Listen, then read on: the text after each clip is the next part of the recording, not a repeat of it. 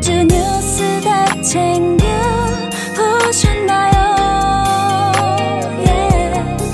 깔끔한 분석, 통쾌한 해설, 유쾌한 토론까지.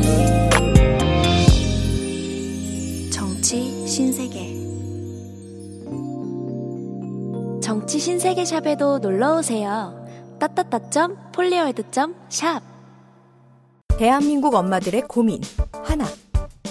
아이 옷 매번 크게 사야 할까? 둘, 다양한 옷을 저렴하게 입힐 수 없을까? 셋, 세탁 지옥에서 벗어날 수 없을까? 이제 고민하지 말고 리틀 런웨이로 해결하세요. 스타일링 프로필을 작성하면 엄마의 아쉬움으로 남아있던 딱 맞는 옷들이 스타일링 됩니다. 전문가가 엄선한 옷들이 도착하면 반납기한 걱정 없이 마음껏 입히세요. 횟수 제한 없는 교환으로 매번 새로운 옷을 만나볼 수 있습니다.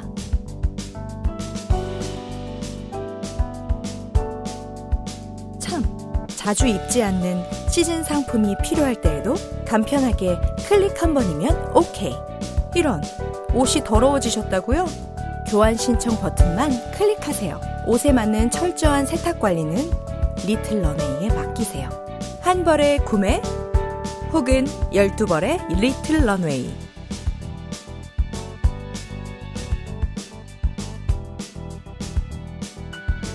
이제 사지 말고 리틀 런웨이.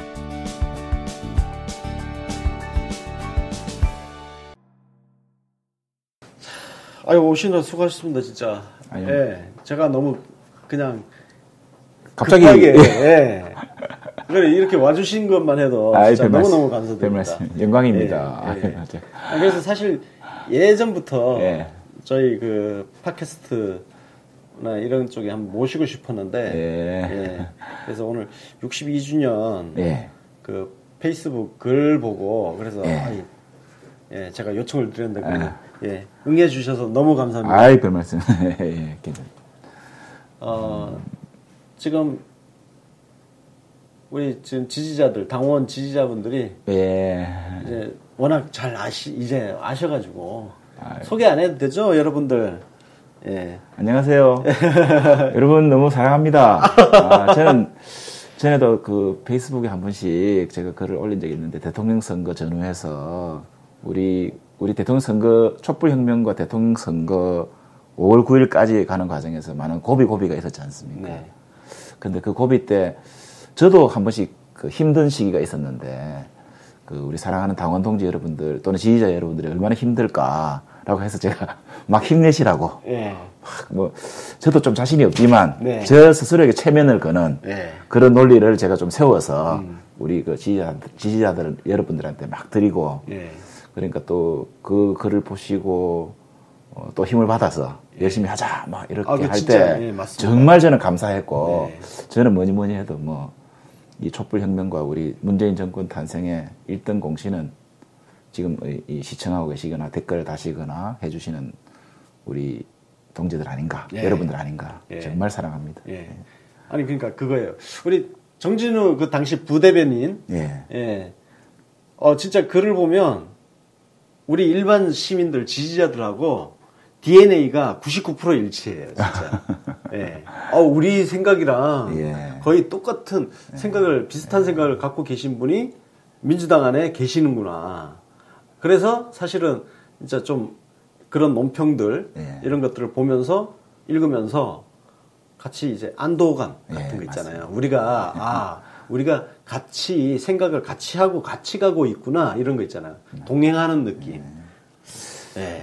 갓진우 나왔어. 그때 제가 작년 그 추미애 대표님 당 대표 되시고 나서 이제 작년 총선에 제가 떨어져가지고 네. 그냥 있는데 추미애 대표님 체제 들어오고 나서 이제 부대변인을 하게 돼가지고 보니까 국민의당하고 우리 그 당의 지도부 중진 의원들이 혹시나 그 대선 때 조기 대선이 아니라 네. 정상적인 대선이라면 장기적으로 뭐 연대를 할 의중이 있으셨는지 국민의당 쪽에서는 좀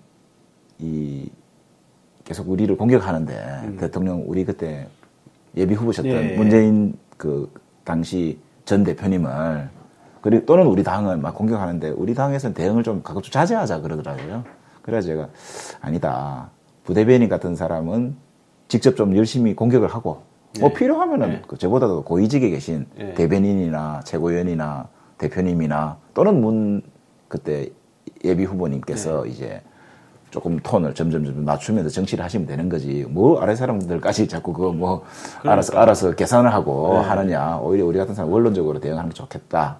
그래서 제가 조금 그때 좀 선을 분명하게 조금 했던 게 우리 지지자들께서 좀 시원하셨나 그런 생각이 들고 그러네요. 그러니까 각자 위치에 따라서 하면 돼요. 있는 거죠. 네, 맞습니다. 그러니까 어떤 때 이제 저보고 뭐 문재인 대통령을 뭐 닮아라.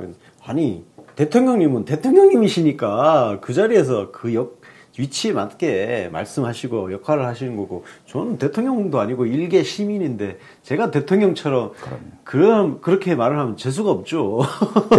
저는 그때 생각하기를 아마 대통령께서는 정진우 부대변인 부대변인하고 있는 정진우 저 친구가 잘한다 라고 저한테 말씀 안 해주셨지만 속으로 아마 잘한다라고 할 거야 라고 저에게 체면을 걸고 내가 굳이 저 녀석 보고 저 친구 보고 저렇게 하라고 내가 시키기도 좀 묘한데 어려운데 알아서 잘 하는구나 라고 그냥 제 스스로 그냥 생각하고 그냥 하는 거죠 뭐. 너무 잘하셨어요. 그러니까 잠깐 총선 얘기 나왔는데 총선 지역구가 어디셨죠? 제가 이제 그 부산 북강서을 우리 노무현 대통령님이 2000년에 대통령 되시기 전에 떨어졌던 그곳이에요. 부산 그 누구야? 허태열하고 붙었던. 제가 그래서 허태열한테 2004년 17대 총선 때 치고. 2004년도에도 그때 30대였죠. 그때 머리숱도 많았습니다. 그래도 그다음 18대 때도 또 지고.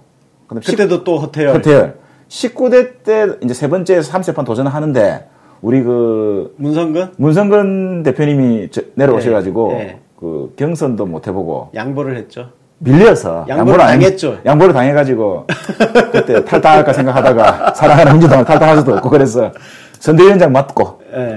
그래서 이제 문성근 대표님이 한 번 더 하시면 이번에 되겠다. 그런데 또 안 나가시더라고요. 안 하시더라고요. 그래서 또 나갔는데 이번엔 하필 안철수당에서 한 명 더 나왔어요. 우리 부산에서는 이제 최인호, 전재수, 뭐 김영춘, 김혜영 등등이 나왔는데 다 거의 다 1대1로 1대1 구도가 됐었고 저는 안철수 당 쪽에서 이제 한 명 나왔어요. 국당에서도 한 명 나와서 1대2로 된 거예요. 그러니까 우리 둘이 합치면 이제 50%가 넘어. 상대가 김도읍 의원. 김도읍. 그래 그 김도읍 의원이 이제 50%면 48%인가 받았어요. 48%. 국민의당 후보는 사실은 이 개인적인 웨이트로 보면 상당히 좀 급이 떨어지는데도 그때 안철수 당에 부르니까 10% 넘게 가져가가지고 그래서 결국 안 되더라고요. 그래서 뭐 대표님 몇 프로 받으셨어요? 그럼? 저는 39%인가. 39%. 그러니까 그 국민의당이 12, 3% 받고. 그러니까 김도읍은 합치면 이제 52% 정도 되는데. 그래가지고. 그래 참 이게 안철수가 여기저기 해악이 많네. 고춧가루를 그냥. 뭐 총선 때 원래 그 작전으로 나온 거였으니까 우리가 안 되더라도 니들 되는 거는 우리가 회방을 놓겠다 뭐 그런 작전이었던 거니까. 그때 그분이 그 앞에 지방선거 때 광역의원 부산시의원 선거 무소속으로 나가가지고 5%인가밖에 못 받았었던 분이에요. 근데 이번에 한 10% 넘게 안철수당 공천 받고 하니까 그러니까 하더라고요. 그럼 강서을이 북강서을이 그 지역 북강서 갑은 전재수. 갑이 전재수. 그러면 내년 지방선거는 어떻게? 저는 내년 지방선거는 준비하지 않고 그냥 또 2010년에 그 부산 그 지방선거 때 나갔었는데 그때 왜 문성근 2014년에 문성근 대표님이 총선 나가시는 바람에 그러면 구청장 한번 나갔는데 그때도 어떻게 오거돈 후보가 무소속으로 뛰는 바람에 단일 후보가 그래서 이제 좀 표가 분산되고 그래 그때 실패를 하고 2016년 작년에 총선 또 실패를 해서 뭐 그냥 도대체 몇 번 지금 낙선한 거예요? 지금 본선은 총선 3번, 그다음에 기초단체장 1번, 본선 4전 4패, 그다음에 문성근 대표 오셨을 때 예비후보 등록해서 선관위 예비후보 등록했다가 출마 못해서 예비후보 1패, 그 앞에 또 기초단체장 예비후보 1패, 6전 6패입니다.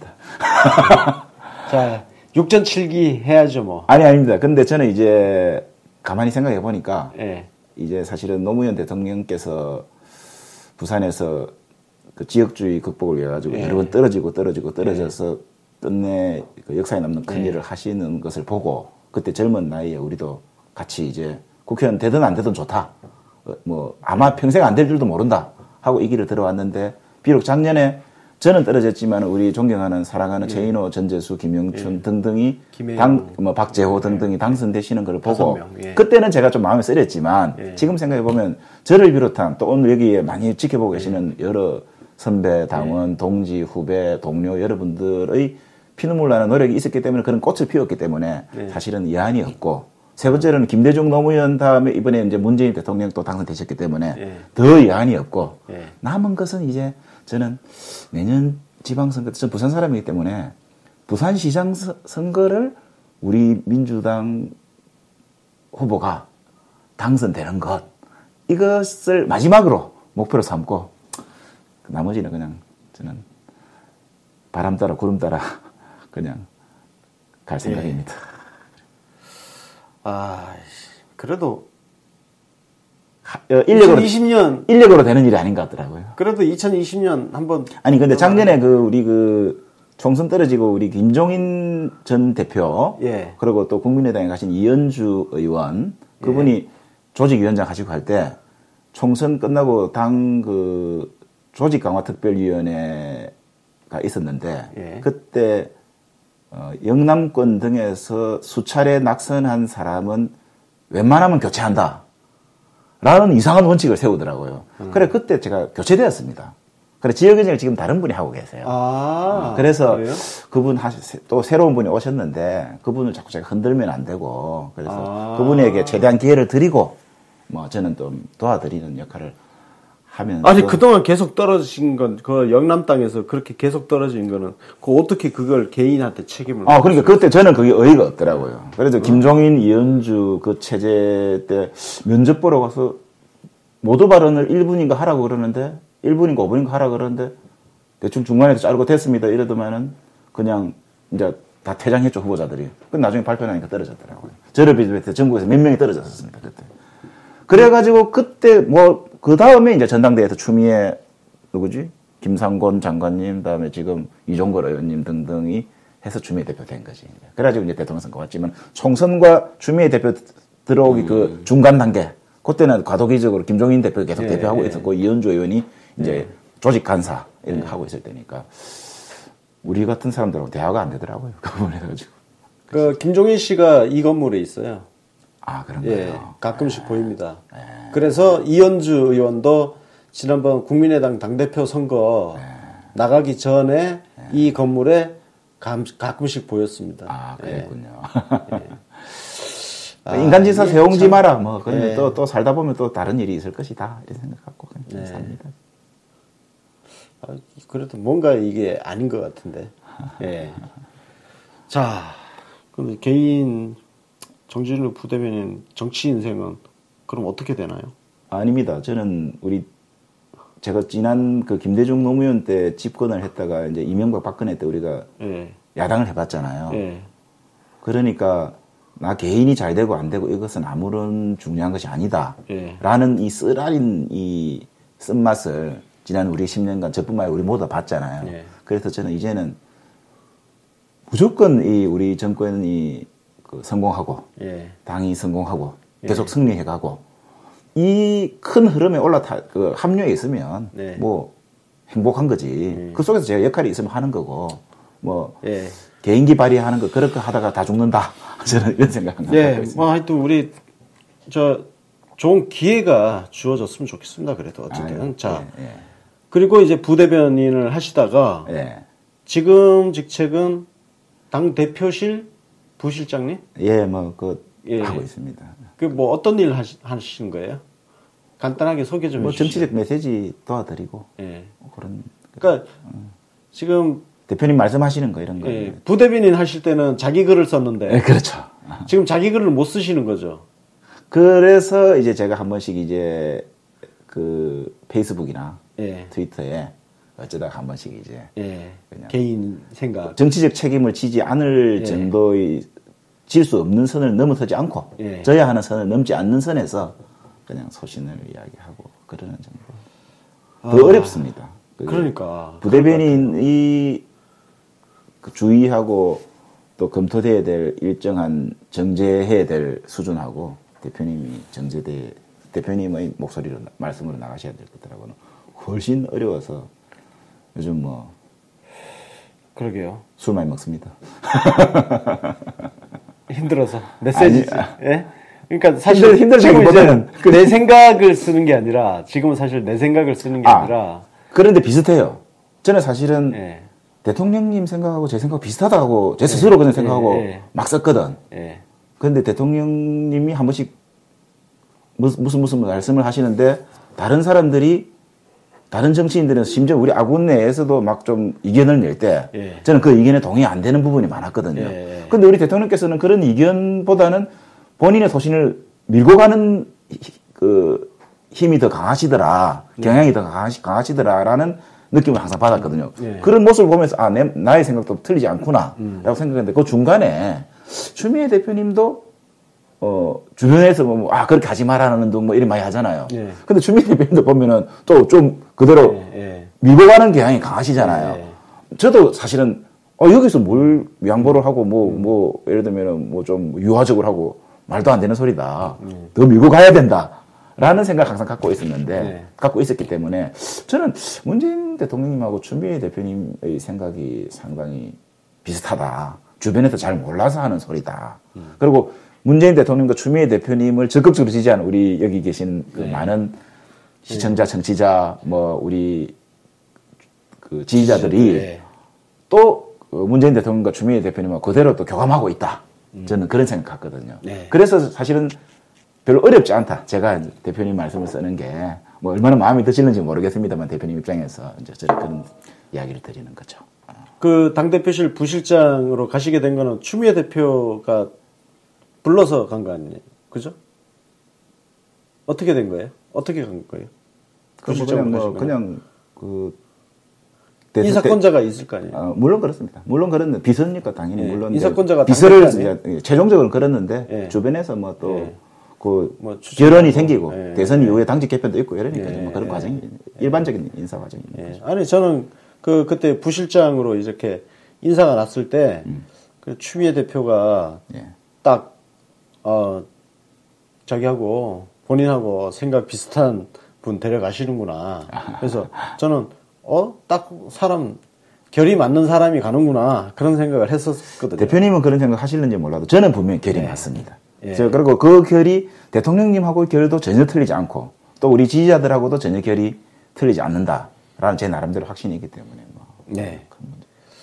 자 오늘 더불어민주당 창당 62주년이었습니다. 저 깜놀했습니다. 이 정도로 사실 더불어민주당 창당 몇 주년 이런 게 이렇게 회자된 적이 또 없어요. 우리 문재인 대통령님이 당 대표 시절에 야당 대표 시절 최근에 대통령 선거 나가시 그때부터 지금 정무수석 하시는 전병헌 의원님이 그때 최고위원 하셨을 거예요. 중심으로 해서 당의 60년사, 당의 뿌리를 찾자 이래가지고 그때 집중적으로 거당적으로 연구하고 조사하고 이래서 이제 드디어 역사책을 한번 만들었던 거죠.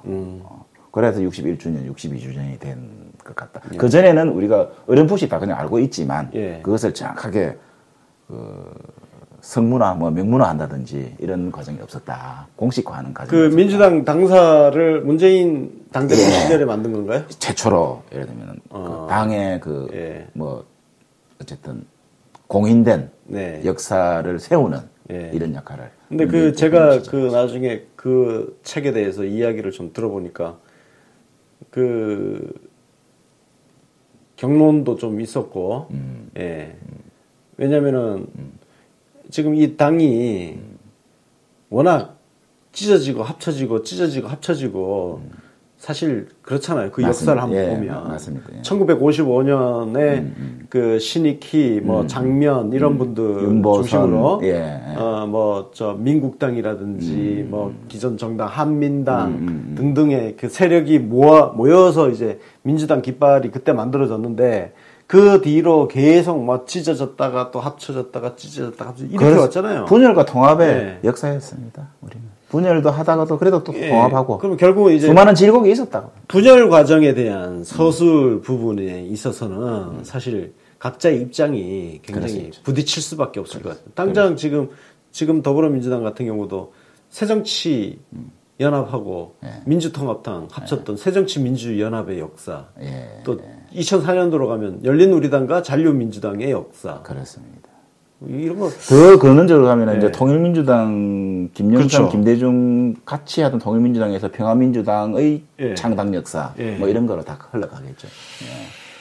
제가 왠지 그 책을 한번 읽어보고 싶은 욕구가 좀 생겼습니다. 왜냐면은 읽어보고 좀 비판할 부분이 좀 생길 수도 있을 것 같아서. 근데 일단은 제가 자세히는 모르는데, 저도 이제 그때는 지방에서 이제 총선 준비한다고 이제 부산에 계속 있었고, 그래서 그 제작 과정을 자세히 모릅니다만은 제가 최근에 이제 중앙당에서 봤을 때는, 우리 그 역사 텍스트가 아니라 일반적으로 좀, 그렇다고 화보집은 아닌데 기록 사진과 그에 대한 설명들과 이런 것들이 쭉 나레이션 돼 있는 이런 정도라서 건조한 팩트 중심에 그리고 조금 또 그렇죠. 사과는 별로 사과는 관통되어 있죠. 뭐 자랑스러운 역사고 우리가 뭐 민주평화 통일 뭐 이런 한반도의 대한민국의 역사를 쭉 주도해 왔다. 뭐 그리고 앞으로도 가져가야 되는. 자, 그래서 사실 그 당원들이나 지지자들 같은 경우는 이런 소망들이 있어요. 더불어민주당이라는 당명이 앞으로 좀 안 바뀌었으면 좋겠다. 지겹다. 당명 계속 바뀌는 거. 100번 동의합니다. 그리고 그러니까 이게 지금 국민의당하고 통합 이야기 나오는 부분들. 왜냐하면 통합하면 새로운 당명 또 분명히 지을 거란 말이죠. 그렇겠죠. 이게 지겹다는 거죠, 진짜. 다음 통합하면 또 더불어 빼고 그냥 민주당 하겠죠. 그렇잖아요. 맞아. 항상 그래왔잖아요. 맞아. 루트가 항상 그랬어요. 그죠? 뭐 합치면 이렇게 하다 합치면 다시 민주당 되잖아요. 근데 이제는 저는 우리 민주당이 혁명적으로 질적인 변화가 있었다고 봅니다. 지난번 많은 분들이 문재인 대표가 흔들릴 때, 당대표 시절에 2016년 총선을 앞두고 2015년 겨울쯤에 수많은 우리 당원들이 입당해 주셨잖아요. 자발적으로. 그렇죠. 이제는 그 당원들의 의사에 반한 의사결정을 할 수가 없습니다. 그러니까 그런 것은 당원 여러분들이 그런 생각을 한다면 뭐 그냥 그렇게 되는 것이죠, 이제는. 당원 여러분들의 그 의사와 반한 결정이라는 것은 있을 수가 없습니다. 당원 동지들보다 힘이 없습니다. 국회의원들 몇 명이 지금. 자, 오늘 추미애 당대표가 기념사를 했어요. 기념사에 이제 기념사에 문재인 당대표 시절 창당 60주년 기념사업 했다는 그 이야기가 나오고 그러면서 100년 정당의 길을 이야기를 했어요. 100만 권리당원이 주인되는 100년 정당의 길을 걷고자 한다. 지금 현재 권리당원 몇 명이에요? 지금 한 30만 명 정도에서 40만 명 뭐 이 정도 가고 있다고 그러죠. 그래요? 그런데 좀 늘어났네, 진짜.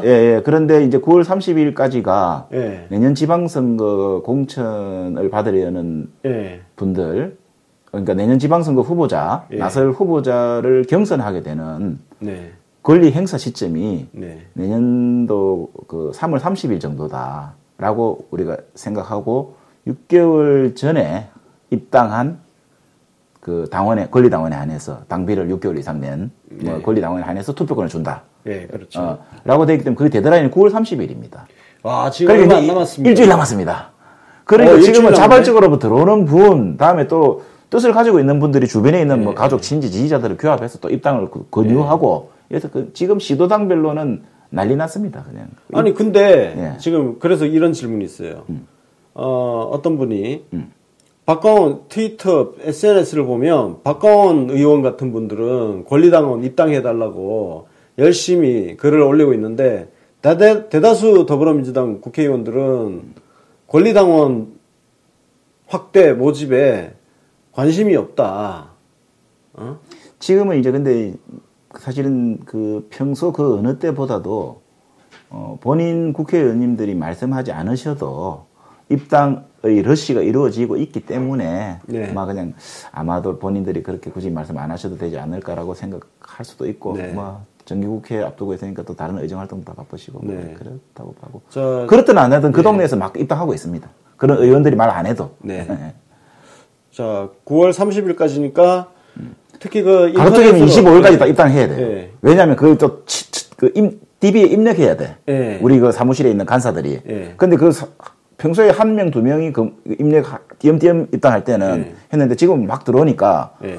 대부분 모든 전국의 시도당의 네. 그 알바생 같은 네. 이런 이 보조원들을 네. 임시 고용해서 막 입력해놓고 하더라도 시간이 모자라. 지금. 아니 그래도 30일까지 접수된 거는 다 나중에 입력은 늦게 하더라도 접수는 30일까지 해놓고 창구를 닫으면 되잖아요. 그렇습니다만은 그것을 공인해 줄 방법이 시원치 않을 거다. 아. 10월 1일 날 가져왔는데 9월 30일 날 이제 가져왔다고 우길 수 없는 거다. 있을 수도 있는 거다. 그걸 어떻게 찾아내겠느냐.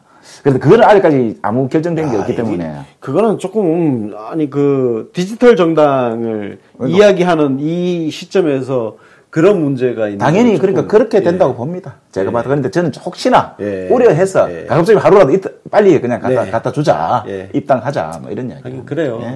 혹시나 그러다가 예. 본인만 손해볼 수 있는 거니까요. 예. 저 인터넷 일반 당원 분들이 굉장히 많은데요.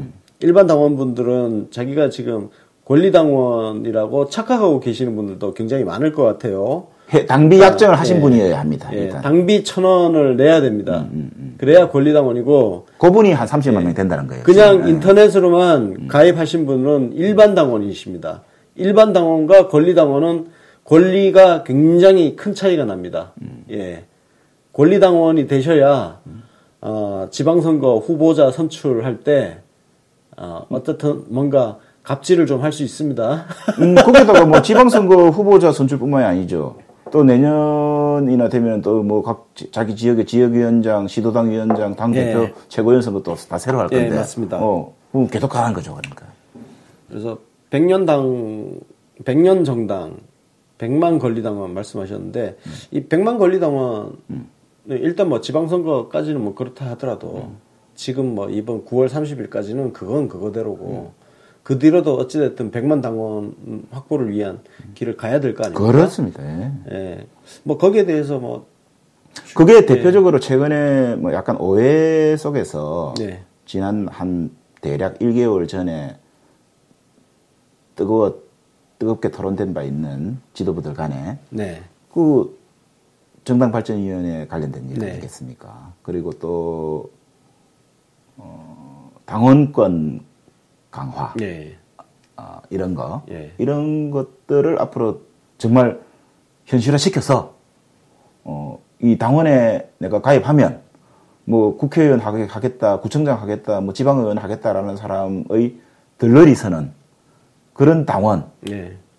아니라 정말 내가 주인이 되는 그런 정당이구나라는 것을 확실히 보여주면 많은 당원들이 들어오실 것이다. 그리고 그 당이 모여서 주인된 당원들끼리 모여서 이루어진 그 당이 정말로 우리 중산층과 서민 국민들을 위한 올바른 정치, 우리나라의 평화를 위한 이런 정책들을 잘 펼치고 하면 얼마든지 돈 1,000원이 아니라 돈 많은 돈 내겠죠. 예, 그러니까. 지지자들이. 지금, 맞아. 여기서 또 이제 안내 말씀 또 드려야 될 게, 내일 오후 1시 30분에 국회에서 정당발전위원회 주최로 그 직접민주주의에 대한 토론회가 있습니다. 아하, 예. 예.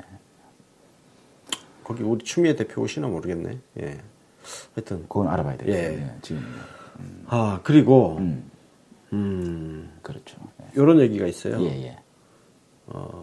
지금 현수막 싸움 적극적으로 해야 되는 거 아니냐. 아. 왜 예전에 우리 현수막 싸움 하면 우리가 잘했는데 요즘 이제 다양한 그 정치적 쟁점이 있는데 왜 우리 당은 현수막 싸움 안 하냐 이런 질문도 있더라고요. 지금 그 이제 작년까지는 자유한국당, 민주당, 국민의당 네. 3당 체제였는데 네.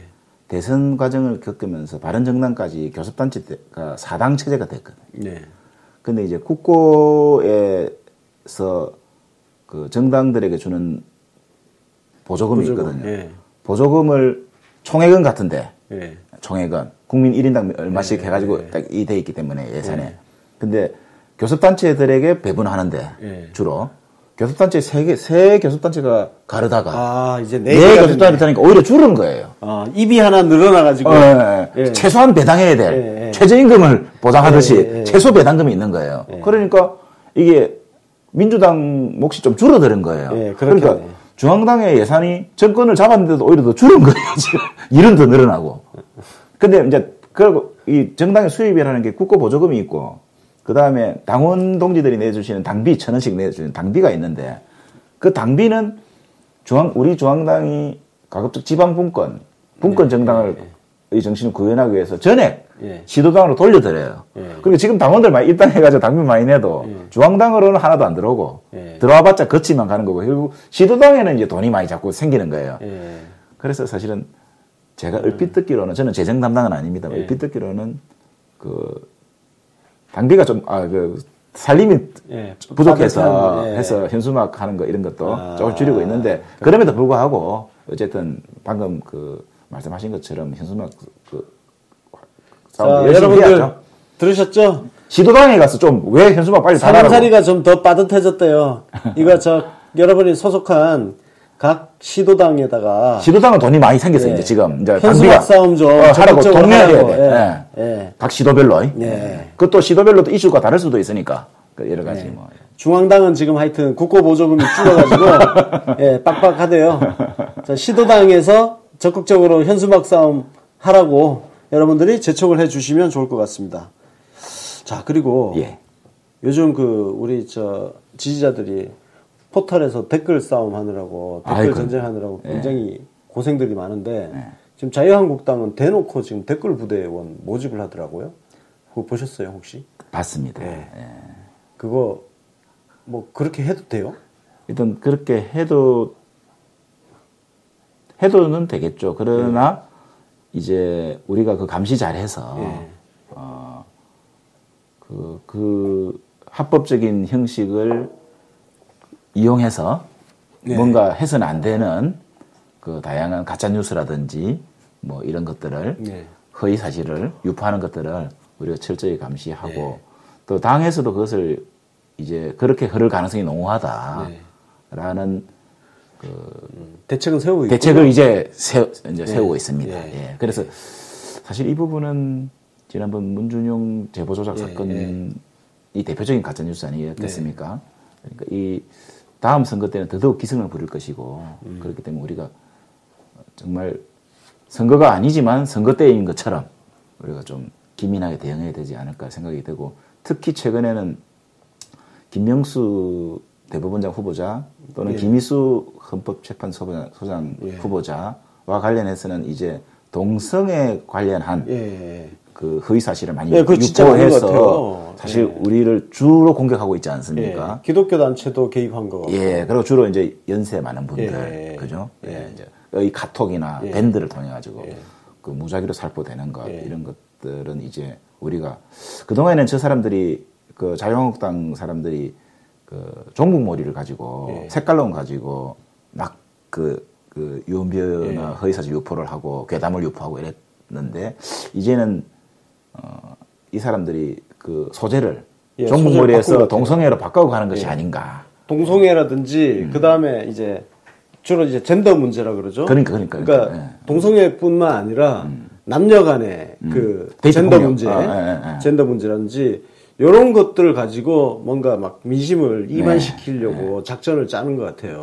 그런 것 같습니다. 그래서 우리도 이제 거기에 대해서 이제 긴장하면서 잘 대처해야 될 것이라 보고 또 우리 지지자분들도 그렇고 또 당 지도부도 그렇고 이제 각자 그 역할을 다 해야 될 것 같습니다. 자, 오늘 그나저나 김명수 대법원장 후보자 이야기 나와서 그런데요. 그 관련해가지고 국민의당이 뭐 또 추미애 대표 또 자꾸 또 물고 늘어져가지고 추 대표께서 그 땡깡 발언, 국민의당이 땡깡 부리고 있다. 아니 맞잖아요. 사실을 사실대로 얘기했는데 뭐 또 그거 가지고 또 그래서 유감 표명 오늘 또 했잖아요. 그거 잘했다, 잘 뭐 하셨다고 보는데 뭐 이제 오히려 그 땡깡 발언 사과 안 하면 그러니까 사과하면 큰일 나는데라고 생각하지 않았을까? 저쪽 그 자유한국당이나 그 야당들이. 근데 뭐 우리 대표님이 사과라기보다 유감 표명을 하셨는데 저는 근데 그 전에 유감 표명을 하시기 전까지는 아니 이게 무슨 유감이니 사과니 할 일이냐. 그러니까요. 땡깡이라는 발언이 그 뭐 목리라든지 고집을 피운다든지 목리를 부린다든지 땡깡을 부린다든지 다 비슷한 말 아닙니까? 그러니까. 땡깡이 좀 비어인가요? 그것도 아니잖아요. 아니, 표준말이잖아요. 그러니까 국어 사전에 있을 것 같습니다. 제 생각에는. 그러니까 그 다음 두 번째. 비공개 의원총회에서 대표님이 하신 말씀이다. 우리 가족끼리 문 닫아놓고 문 걸어 잠그고 했던 이야기인데 그게 이제 세상에는 뭐 일부러 흘리려고 하는 게 아니라 하다 보니까 이야기가 흘러나갈 수 있죠. 그 자기들이 들을 수 있습니다만은 비공개 때 우리끼리 한 작전 회의에서 했던 이야기를 갖다 왜 공개적으로 사과하라는 거냐. 그러니까. 비공개적으로 가서 좀 미안하다. 뭐 그렇게 말할 수도 있겠으나 그래서 이거는 사과할 성질이 아니다라고 저는 생각하고 있는데도 불구하고 부대변인급인 저는 사과할 성질이 아닌데 아까 그 제가 서두에 말씀드렸던 것처럼 대표님이 뭐 생각하실 때 전국의 그 원활한 진행을 위해서 또 유감 표명하면 또 하시는 거고 그게 적절한 운영의 묘가 아닌가 저는 생각이 드네요. 안타깝습니다. 근데 솔직히 바깥에서 볼 때 이거 뭐 말도 안 되는 사실 요구를 저렇게 받아줘가면서 또 이보 전진을 위한 일부 후퇴라 생각하시고 막 그냥 문제는 제가 듣기로 우리 추미애 대표는 뭐 개파라든지 이런 게 전혀 없는 분이시죠. 전혀 없으셔요. 그러다 보니까 당내에서 확실한 그 우군 세력이라고 해야 될까?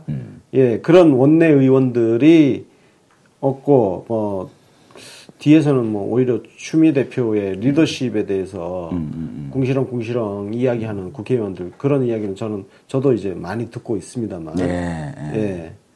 어떤가요? 이런 부분에 그것도 대해서. 저는 우리 지지자들이 걱정할 거 없다고 봅니다.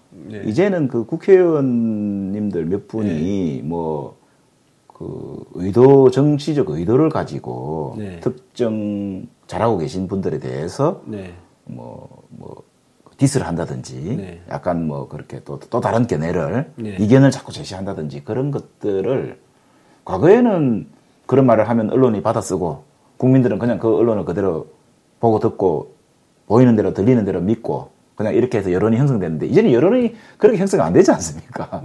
우리가 다 스마트폰으로 조선일보 그 기사도 검색해보고 한겨레신문 기사도 검색해보고 UBC 뉴스도 검색해보는 거 아니겠습니까? 그렇기 때문에 우리 그 수준 높은 우리 국민들 우리 지지자들이 그것을 다 분별할 수 있는 능력이 있기 때문에 그것은 저는 크게 걱정 안 해도 되고 그러려면 벌써 지지도가 떨어져야 되는데 지지도 계속 갖고 있잖아요. 그 정권을 못 잡았어야 되는데 정권을 잡았잖아 우리가. 그러니까 저는 뭐 걱정하지 말자. 저는 그런 생각 같습니다. 그래요. 아니 그래도 하여튼 우리 추미애 대표를 걱정해 주시는 분들이 정말 많이 계신 것 같거든요. 그러니까 더 많이 또 댓글 달아주시고 더 많이 또 좋아요 눌러주시고 하시면 안 되나 그런 생각이 듭니다. 아니 뭐 또 조직적으로 또 추미애 대표하고 또 우리 대통령님하고의 갈등설. 그것도 그러니까 그것도 다 말도 안 되는 소리인 거죠. 아니 갈등설이라는 게 그거 다 조중동이나 그런 데서 나오는 이야기예요, 사실은. 그러니까. 종편이나 이런 데서 만들어내는 이야기에 대해서. 근데 우리 그 지지자 그룹 안에서도 나와요. 어떤 얘기 나오냐면 원래 대통령님은 국민의당하고 합당을 추진해서 안정적인 국정 운영을 하려고 했는데 추미애 대표가 지난번에 그 일자리 추경?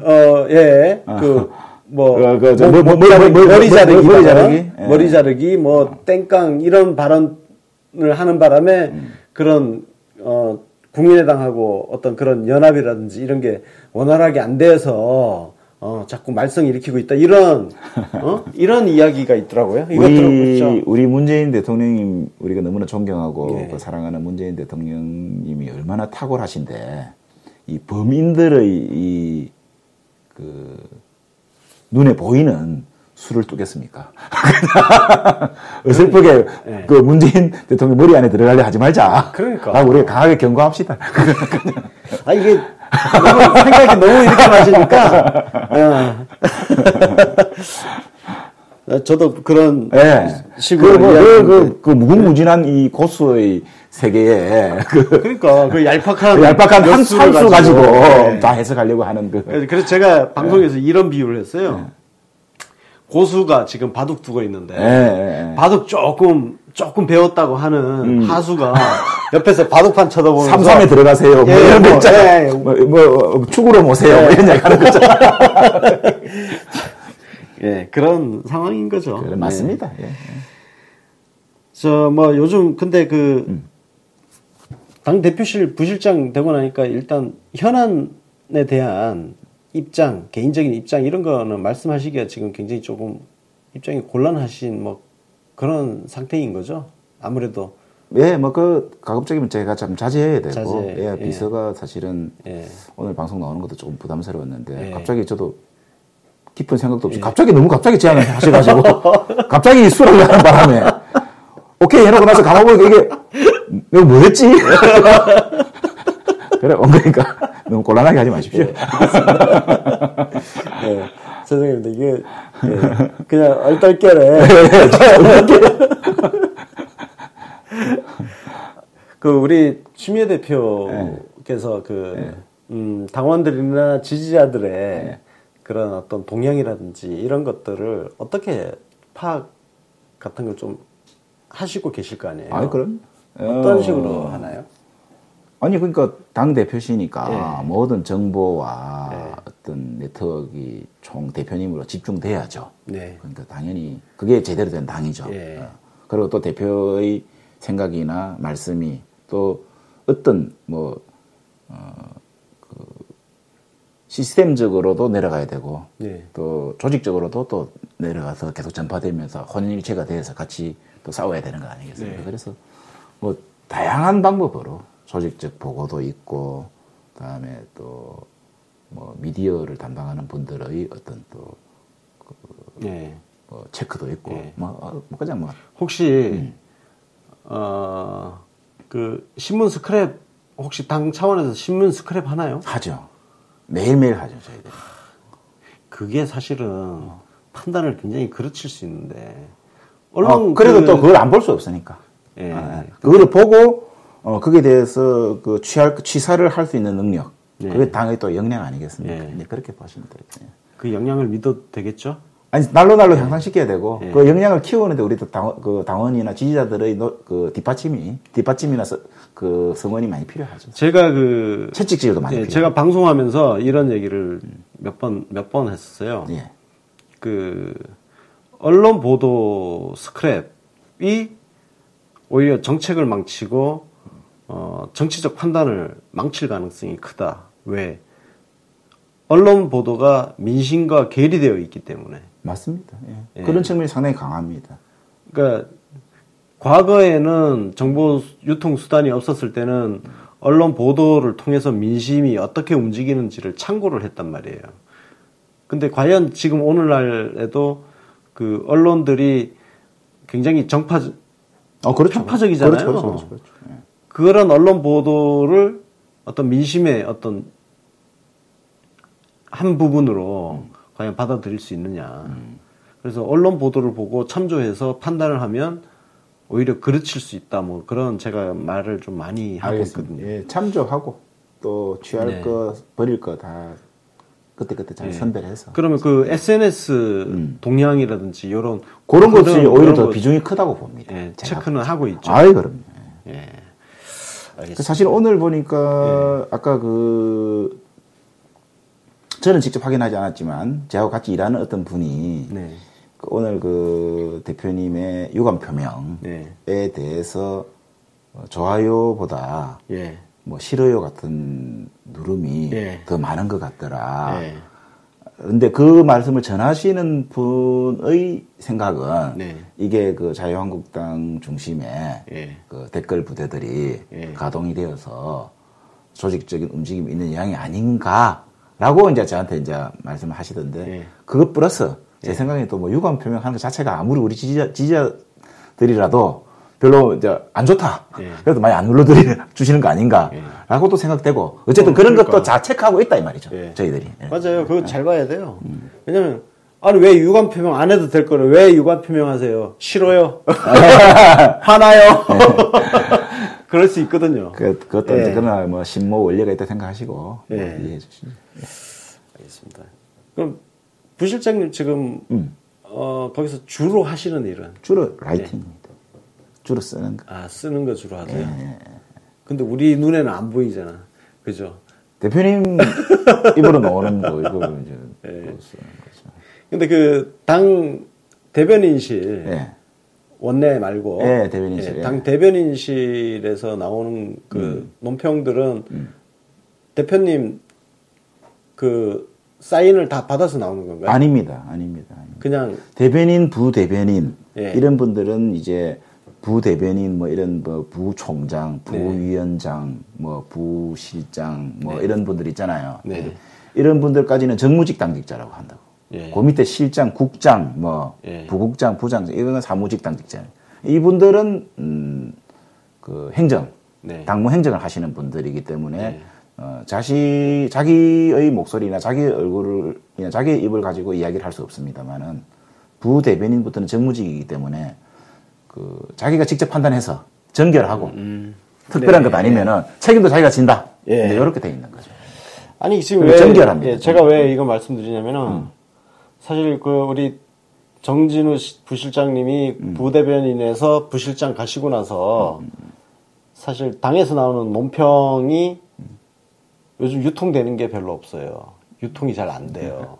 그러니까 우리하고 뭔가 자꾸 떨어져 있는. 그래서 당 대변인실이 일을 제대로 하고 있나 이런 의구심을 제기하는 분들이 굉장히 많이 있습니다. 근데 또 야당 때하고 또 다른 것도 좀 있거든. 그러니까 조금 그런 측면하고 너무 그러니까 일을 제대로 하고 있나 하지 않고 있나라는 것만 너무 집중적으로 보시지 마시고 그 100% 보지 마시고 또 여당 때와 야당 때의 어떤 그 발언의 스타일이나 어떤 또는 강도가 달라질 수밖에 없기 때문에 그런 측면도 좀 있다라는 걸 조금 한 번 더 생각해 보시죠. 알겠습니다. 저 지금 거기 실장 대표 비서실장이 김정우 의원님 용인에 그때 어벤져스 문재인 대통령께서 그때 대표 시절에 영입하셨던 분이죠. 재경부 공무원 하시고 대학 교수 하시고 그 아버님이 그렇죠. 강원도 하천에 김철배 고모님 맞습니다. 제가 군대를 강원도 화천의 7사단 육군 병장 출신인데 그때 제가 이제 뭐 학생운동 하다가 대학교 졸업하고 군대 늦게 가가지고 이제 강원도 하천에서 이제 복무하는데 그래도 정치에 관심이 있을 거 아니겠습니까? 그때 하천의 위원장 김철배 위원장이 하고 있었거든. 그래서 선거 출마한 거 현수막도 보고 그랬죠. 떨어지시더라고요. 그런데 이제 김정우 의원님이 영입된다 했을 때 참 반가웠습니다. 아니 저는 사실 지금 근데 우리 부실장님이 내년 지방선거나 뭐 2020년 선거 뭐 이거 뭐 참 근데 저는 오늘 말씀하시니까 조금 막 아쉬워서 오늘 제가 페이스북에도 적어놨지만 나중에 나이가 들어서도 당을 지키고 지역위원회 행사 같은 데 하면 맨 마지막에 그 앞에는 막 국회의원이나 지역위원장들이 막 멋있는 말씀 하시는데 맨 마지막에 그 만세삼창 같은 거 하더라고요. 그때 그 만세삼창은 그 지역에서 가장 존경받는 고모님이 하시더라고.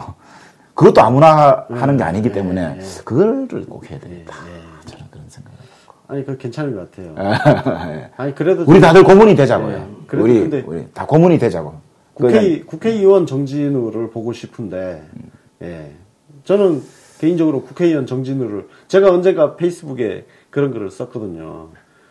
그때 부대변인 하실 때 글을 인용을 하면서 이분 다음 저도 봤습니다. 나가시면 너무 내가 가서 영광스러웠습니다. 자원봉사 뛰겠다고 그런 글을 한번 썼었는데. 근데 제가 보기에는 국회의원 하면은 어릴 때는 젊었을 때는 좀 더 그 30대 때 40대 때 이럴 때는 국회의원 하면 세상을 바꾸는데 큰 힘이 될 걸로 생각했었거든요. 근데 지금 저도 이제 올해 나이가 50이 넘었는데 보니까 국회의원 하면 오히려 세상 바꾸는 일을 더 열심히 하기 어렵습니다. 지역구의 표를 다 생각해야 되기 때문에 종교인 과세 이런 것도 유예하자는데 슬쩍 사인도 하고 싶고 뭐 특목고 같은 거 없애자는데 지역에서 표 받으려면 그 학부모님들이 우리 지역에 특목고 자사고 하나 유치해 달라는 이야기도 하실 것이고 뭐 여러 가지 있잖아요. 예를 들면 그런데 자꾸 발목 잡히고 또 주말마다 지역에 가서 그 뭐 별로 의미 없는 행사에도 꼭 가서 또 인사도 해야 되고 그래서 기회가 되면 하고 팔자련이 그래요. 무슨 뭐 운명이 있겠죠. 예, 그렇습니다. 나중에 우리 김정우 실장님도 한번 모시고 그나저나 우리 추미애 대표님을 한번 어떻게 모셔야 되는데 그게 추미애 대표님을 모시는 날 우리 유비 씨가 뭔가 그래도 이쪽 동네 언론으로 자리매김을 했다는 증거가 될 것 같은데 하여튼 뭐 하다 보면 되겠죠. 뭐. 그런 날이 오기를 기대합니다. 저도 한 번에 되는 거 아니니까. 자, 뭐 현안에 대해서는 제가 곤란해 하실까봐 현안을 지금 제가 안 여쭤보고 있습니다. 사실 받아놓은 질문들이 좀 있는데 그래서 뭐 미리 그래서 제가 방송에서 좀 양해의 말씀드릴게요. 저한테 정치 현안에 대해서 여쭤달라고 많은 분들이 주셨는데 제가 우리 정진우 부실장님 지금 위치가 추미애 당대표를 사실 옆에서 보좌하는 그 위치에 계시다 보니까 원래 비서는 입이 없잖아요. 혹시 우리 부실장님 말씀이 혹시 추미애 대표님의 입장으로 될 수도 있으니까 와전되고 그럴 우려 때문에 제가 정치적 현안에 대해서 지금 질문을 안 드리고 있는 겁니다. 감사합니다. 또 죄송하고. 저도 하고 싶지만.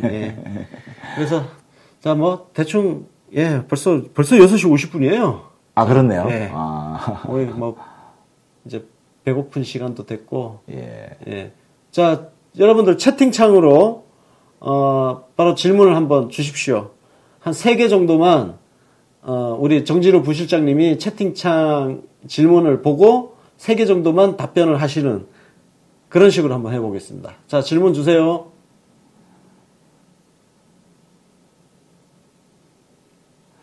부대변인이랑 부실장이랑 뭐가 더 좋으신지 궁금함. 부실장을 하면은 일단은 월급을 줍니다. 비서니까. 근데 부대변인 하면 월급을 안 주거든요. 그러니까 이제 월급 받는.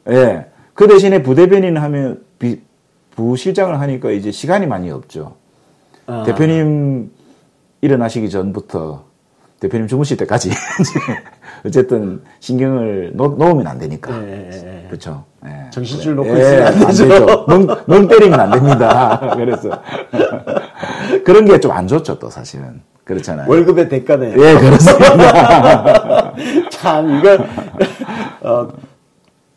참 월급 받는 게 쉬운 일이 아니에요. 자, 총선에 나오시나요? 이거는 아까 말씀드렸어요.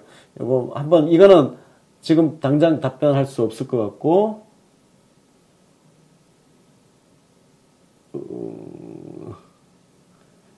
추 대표님 건강은 괜찮으신가요? 요즘 스트레스 많으신데.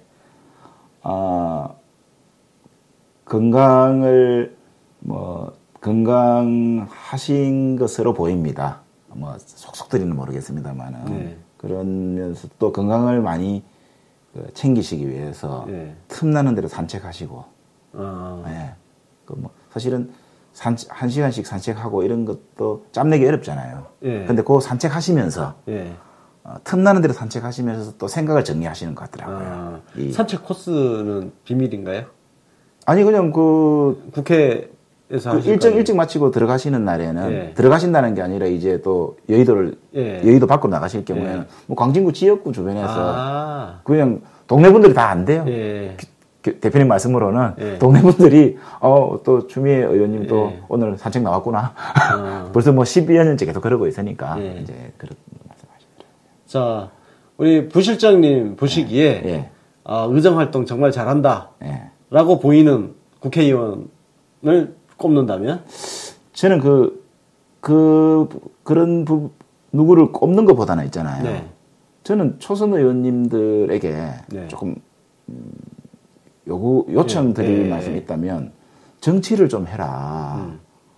정치라는 것은 결국 거대한 권력, 거대한 기득권, 거대한 모순 덩어리에 맞서서 그 노무현 대통령님처럼 또는 김대중 대통령님처럼 계란으로 파헤쳐가면서 세상을 바꾸는 일인데 그러기 위해서는 어려운 말도 해야 되고 낯을 불키는 말, 불키게도 해야 되는데 그런 것보다는 그냥 뭐 상임위나 국정감사나 이런 데 가서 질의하고 질의 같은 거 열심히 하면서 의정활동만 열심히 하려고 하는 근데 그 의정활동을 하지만 정치라는 게 그 의정활동, 상임위나 그 국정감사장에서 이루어지는 그런 의정활동, 대정부 질의 많이 정치가 아니다. 저는 그래서 좀 더 크게 당의 혁신 문제, 나라를 바꾸는 문제, 그 새로운 그 세력을 형성해 가는 문제, 이런 문제에 좀 우리 초선 의원님들 또는 재선 의원님들도 조금 더 주력해 주시면 좋겠다. 야, 진짜 이게 지금 사실은 지지자들이 답답해하는 그렇잖아요. 그거는 사실은 뭐 공무원들하고 그냥 열심히 하게끔 채찍질하고 비판하고 지금 그 또 보좌진들이 또 열심히 써주잖아요. 말하면은 그러면 그걸 좀 잘해서 그냥 적당하게 하고 나머지는 정작 중요한 거 우리 대통령도 좀 보호해주고. 그러니까. 아니 대통령이 매일 얻어맞는데 왜 한 명도 변형은 조금만 하겠습니다. 한 명은 아니지. 한 명도 이렇게 말하면 안 되고 어쨌든.